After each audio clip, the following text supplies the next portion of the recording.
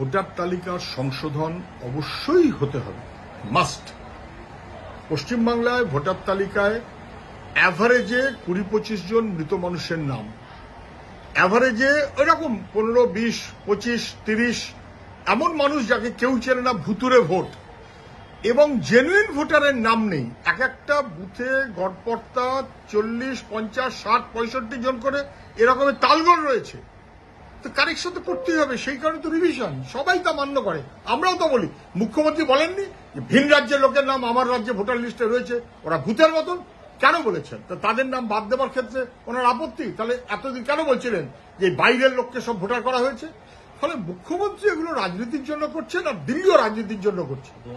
এটা কার্যত voter list সংশোধন করতে হয়।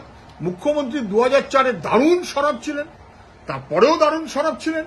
যখন বামপন্থীরা বা বাকিরা আমরা যখন ধরলাম যে সরকার তালগোল পাকিয়েছে, তখন মুখ্যমন্ত্রী একদম চুপ, ভেঙে বেড়ান, কিচ্ছু জানেন না।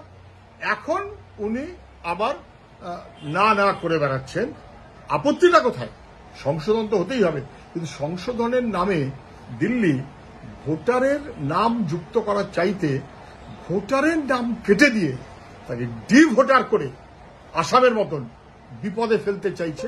আপত্তিটা সেই কারণেই, রাজনীতি করার জায়গা না, মানুষের ভোটের অধিকারকে নিশ্চিত করার জায়গা।